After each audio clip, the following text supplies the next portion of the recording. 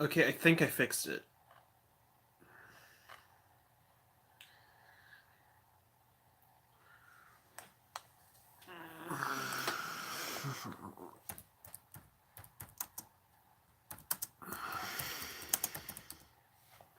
There we go. Okay, fucking thank you. Okay, it's working now. Fuck. Oh my god. Okay. Yeah, I just got. It just says like it couldn't connect or something. I just like lost signal for like a split second, so I apologize. But we're back. We're back. Okay, that's really all that matters. I'm just glad I'm back. So, yeah. I'm so fucking sorry about that, guys. I just like lost connection for like a minute and it just completely fucked my stream. So we were talking about SCP-594. So any metallic items and electrical devices, including wristwatches and jewelry, must be removed and placed within plastic containers prior to donning protective gear. Prior entering paddocks, staff are advised to wear at minimum Tesla armor, heavy duty work gloves, ear protection goggles, and rubber soled boots. Also, staff are required to keep on hand tobacco products, specifically skull style chewing tobacco or pipe tobacco, candies, dried fruit, or quality alcohol as a treat for SCP 594 01. Holding pens and fences are to be kept properly maintained at all times. Wool of mature adults 2 years and older is to be kept shorn to a length of 2 millimeters by ceramic shears twice yearly and baled in anti-static bags with strict adherence to guidelines set out in document SCP-494-S. Yay, Alpaca, hi. Okay, so pretty much what happened, guys, my stream, like, I lost connection with, like, my internet for, like, a minute, and now everything's good again, so I apologize. Um, Under no circumstances are shears with electrical motors to be used for shearing. Exceptions are 494-01 and 494-02 are to be rooted loose wool plucked out by hand as per guidelines under document number 494-01/02A, and no attempts at shearing should be made on either animal. Due to the nature of SCP-594, specifically SCP-594-02, all personnel with contact to SCP-594 and its byproducts may be subject to full cavity searches, and all personnel must submit to pat-down/metal detector scan before leaving the enclosure. Feeding of the approved formulated grain hay mix outlined in document 494-F is to be done twice daily with fresh water and mineral licks made readily available around all parts of the enclosure. Foraging and grazing outside of regular feedings are to be carefully monitored. Description: Discovered in the Altai Mountains during routine fact-finding mission, S494 is a flock of feral sheep of an unknown breed, resembling a wild Argali sheep in general build with thick fleece like that of domestic merino. Around 135 centimeters at the shoulder and weighing 195 kilograms on average. Gestation and reproductive cycles are similar to most domesticated sheep, with ewes reaching sexual maturity at 6 to 8 months of age and rams at 4 to 6 months. They enter a rut twice annually and typically in late spring and early autumn, but breeding can occur year round. Most ewes give birth to a single lamb or twins, with triplets being exceedingly rare, 2% of all recorded births to date. Only one documented case of triplets which survived to full maturity is SCP-594-01 and his siblings SCP-494-02 and SCP-594-03.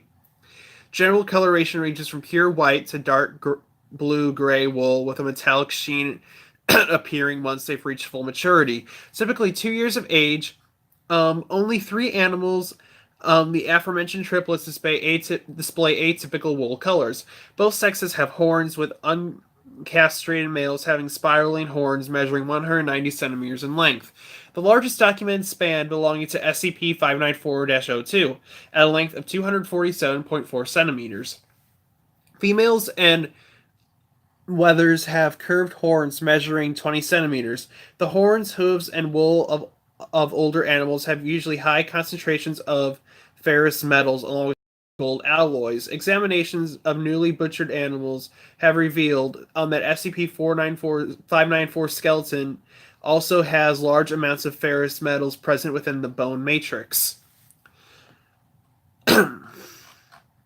Okay, this is a lot. I'm not going to read all of it. I'm just going to the sheep are highly aggressive and territorial in nature, and often attack unfamiliar persons without warning or provocation. They will continue to behave in this manner until steps are taken to properly placate 594-01, which is normally done by giving it treats such as tobacco or candies. Once this is done, the flock will become docile and behave like normal domestic sheep. The exceptions to this pacifying behavior are 594-02 and 594-03. As outlined in the addendum on each, in contrast to adults, lambs typically are very easy to handle and display curiosity towards new objects, and people in the paddock often attempting to play with personnel but will flee if threatened. The sound of a panicked lamb will cause nearby adults to attack violently, so caution is to be taken not to spook the lambs. Lambs also show tendency to form attachments to certain humans, often following around the paddock and begging for food or attention. This is specifically noticeable among the bottle-reared lambs. Such attachments often last even after the sheep has reached maturity, as seen in case of SCP-59402 and Dr. Merriweather. So these are called electric, and they have like metal as their wool, which is really cool, and they have like different alloys of metal mixed into their wool, and that's really fucking cool. I want an electric sheep. Sheep are my favorite animals. So literally, these things are like literally Flaffy, Ampharos, and Mareep from Pokemon, and I fucking want one of them. So yeah, if you guys have any that you want to suggest, feel free to.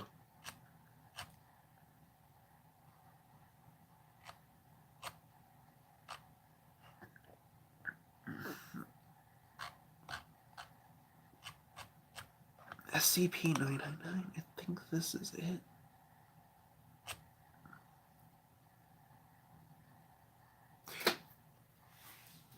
Consider these strange secret government farmers, because that's still a delight. Yes, the government farmers who farm these sheep. That's great. Now we are on my favorite SCP of all fucking time. And it is called the Tickle Monster. SCP 999. Object class safe. It is a good boy. Yes, a very good boy. SCP-999 is allowed to freely roam the facility should it desire to, but otherwise must stay in its pen. Subject is not allowed out of its pen at night or off facility grounds at any time. Pen is to be kept clean and food replaced twice daily. Excuse me. All personnel are allowed inside SCP-999's holding area, but only if they are not assigned to other tasks at the time, or if they are on break. Subject is to be played with when bored and spoken to in a calm, non-threatening tone.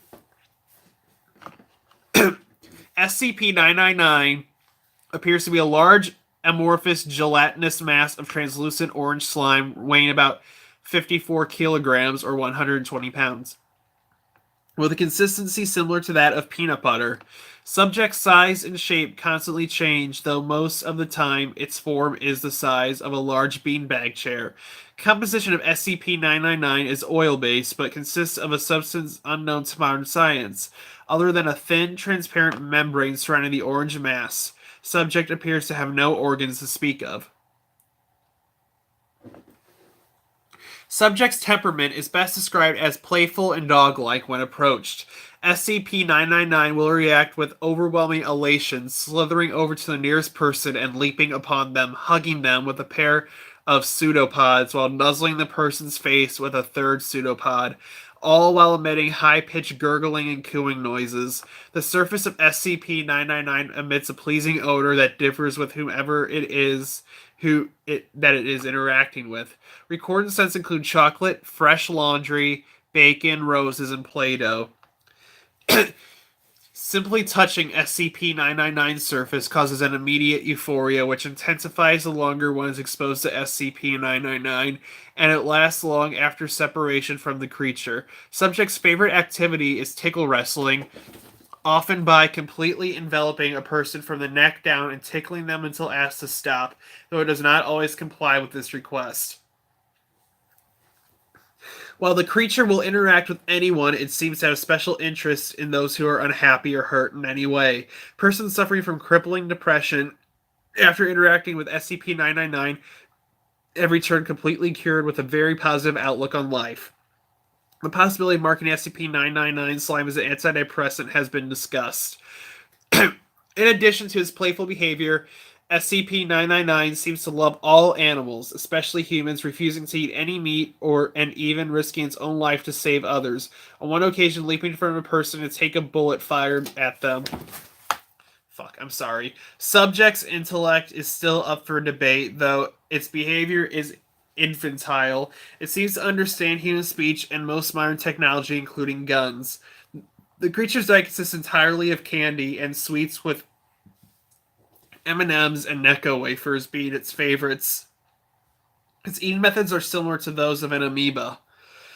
And then this is where it gets really funny. The addendum SCP-999-A. The following is a report from an experiment which SCP-682 is exposed to SCP-999 in hopes it'll curb the creature's omnicidal rage. So SCP-682 is that angry, indestructible lizard. That giant one that hates life and everything. SCP-999 is released into SCP-682's containment area. SCP-999 immediately slithers towards SCP-682. 999 elated gurgles. 682 unintelligible groans, growling. What is that?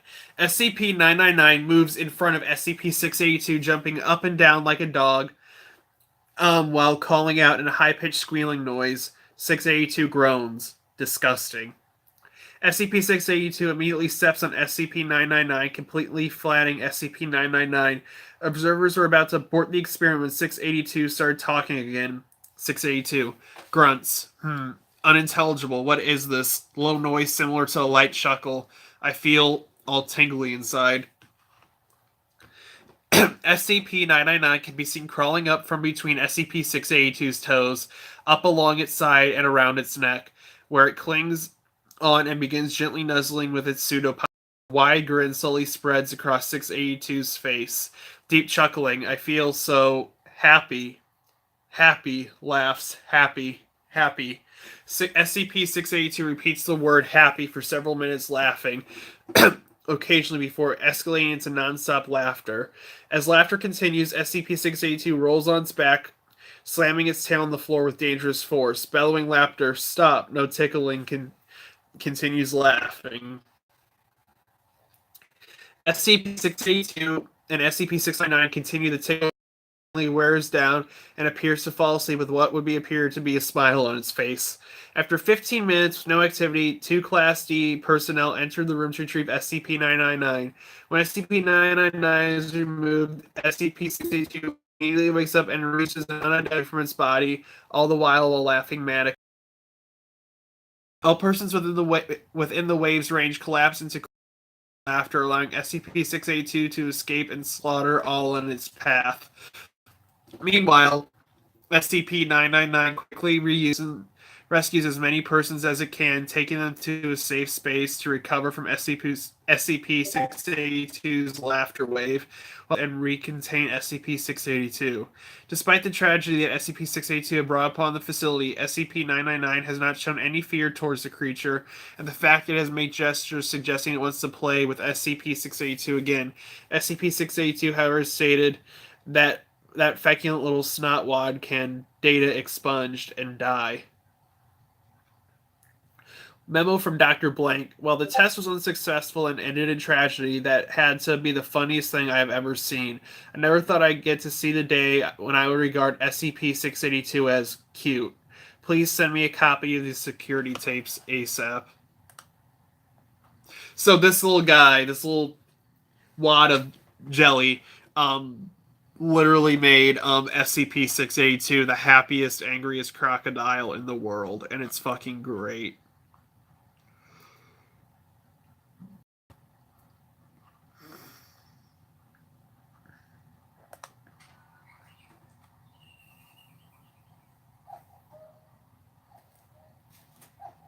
I'm sorry about that. I'm just gonna wait for the cuckoo clock to die down.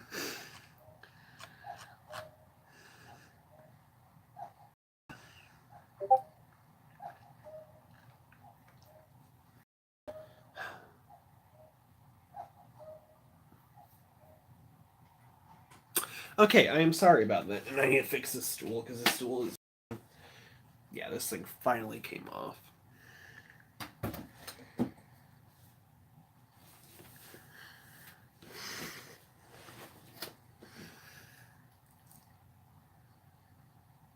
Okay. SCP-975, Object Class Euclid, Special Containment Procedures. SCP-975 is contained on site a 50 meter section of the tunnel containing SCP-5-1 has been reinforced with a 3 centimeters of titanium alloy plating and hermetically sealed with the area accessible only via a secure airlock. That is to be manned by at least two armed guards, not unarmed. What the fuck? No, armed guards at all time. Containment area is further sealed from the main tunnel network to deter urban explorers and is now only accessible via an underground shift in sight. Excuse me, blank. Any attempts to communicate with SCP-975-2 instances must be approved by O5 Command and overseen by Site Command, who may terminate proceedings in time. Any SCP-9752 instances attempting to escape the containment area must be detained. Description: SCP-975-1 is an anomalous opening approximately 1.2 meters in diameter located in an abandoned section of the redacted subway system, which has been in disuse for a period of at least 40 years. This opening appears to be lined or composed of organic substances and does not appear to be extended. Wait, yes, and does not appear to extend beyond the ceiling of the tunnel, despite having significant apparent depth while open. Periodically, SCP-975-1 will open a discharge of a single instance of an entity designated SCP-975-2. While these entities superficially resemble frogs, they are in no way amphibians and in fact do not even appear to have terrestrial physiology. SCP-975-2 is highly intelligent and has quickly acquired the ability to communicate in English in a period of over 6 months. There are currently 33 instances of SCP-975-2 in containment. SCP-975 was discovered on blank following reports of a homeless man in Redacted being arrested by police after screaming about talking alien frogs in the Redacted subway tunnels. Class A anesthetics were administered to the witness, and SCP-975 was shortly contained thereafter. So this is a giant tunnel that some guy went into, and it made... Yeah, so some guy went into this tunnel, and it made... And he saw these frogs that were talking to him and everything, and... Yeah, he needed... And it's a tunnel. Like, what this SCP is, it's a giant tunnel, and... There's, talking frogs that live in there. So, that's pretty much the SCP. So... Let's move on to another one.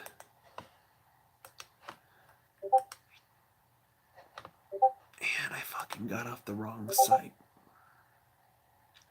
There we go.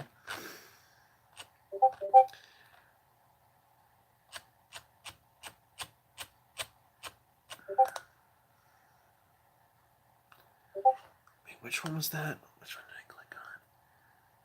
I don't want to click. I don't want to read that one. Whoever's watching, if you want to give me a random number, I'll do a random number one if you want.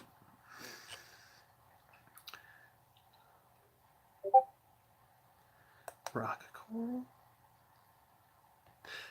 Oh, ooh. Oh my. This is the most. I gotta show you guys this because this is like the worst photo image I have ever seen in my life. Oh my. It's better up close, but it's horrible. It's literally coral photoshopped on rocks.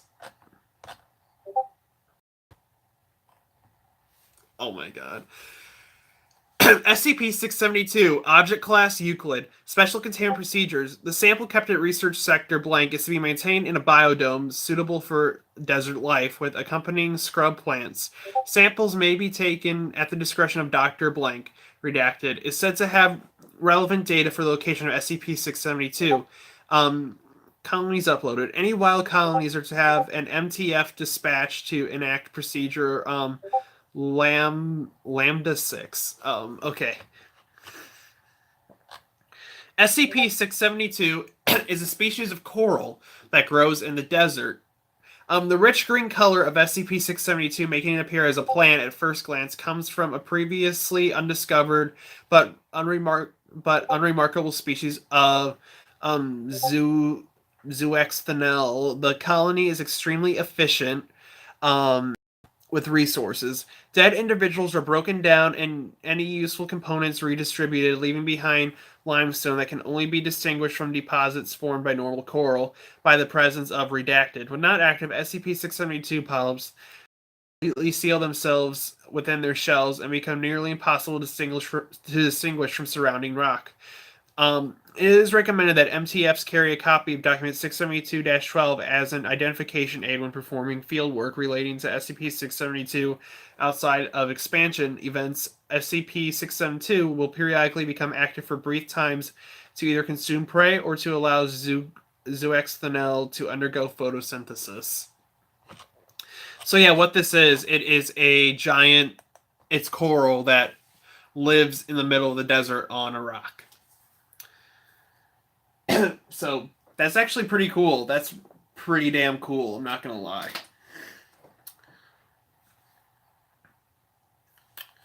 All right.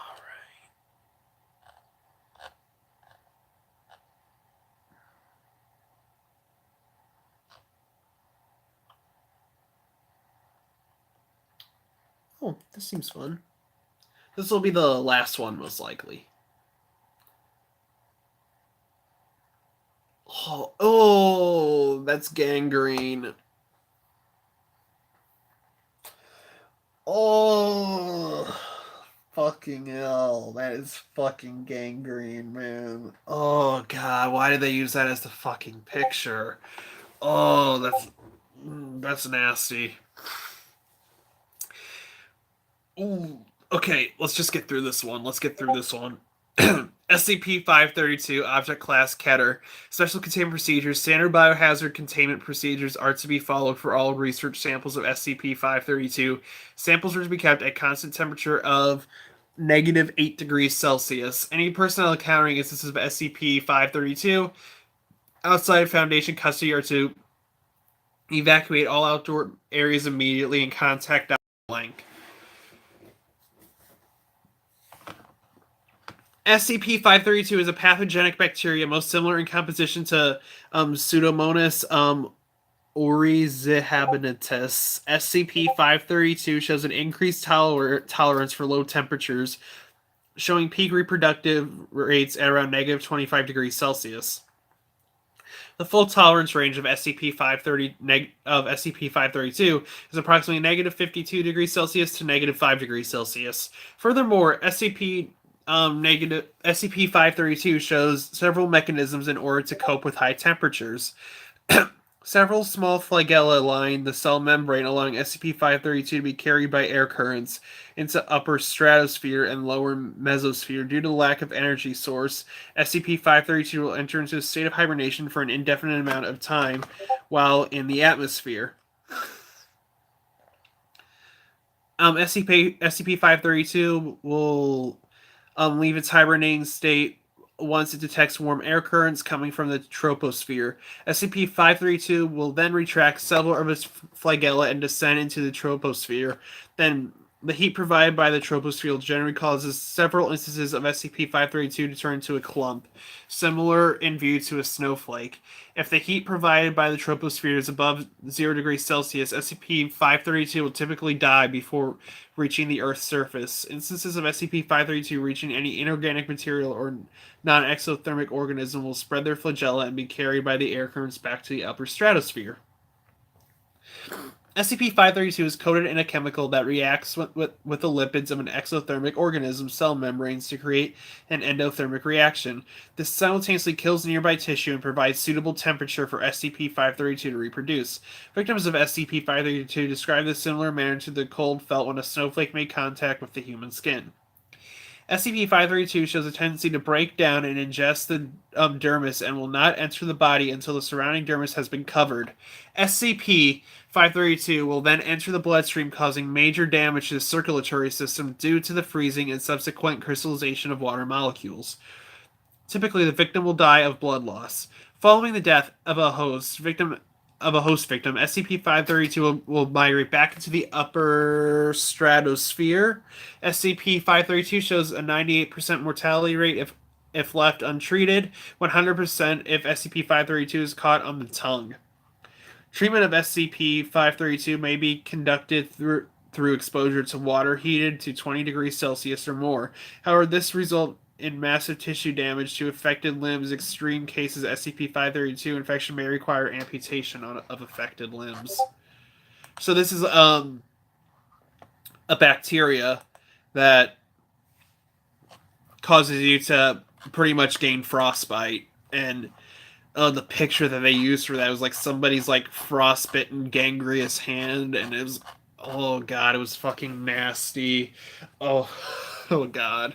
So with that being said, guys, thank you for watching this video. I'm sorry that I cut out halfway through. I lost internet connection for like a minute. But next week, guys, it'll be rituals, like scary rituals that you guys shouldn't do. So, get excited for that. If you guys like this video, feel free to hit that like button. If you disliked it, you can. But I mean, I don't know. An SCP will probably like show up in your room tonight and force you to like this video anyway. So I'd probably like it now. But also, I'm at 97 subscribers. I'm so close to getting to 100, and then I'll do my big giveaway and a live Q&A. So I hope you guys enjoy this video. I hope you have a great weekend. And with that being said, guys, I'll be back next Friday for the creepy rituals, and then the week after that, will be more SCPs. All right, guys. Thank you so much for watching CryptoCast. I've been your host, Parker. Stay spooky. Have a safe, fun weekend. Bye, guys.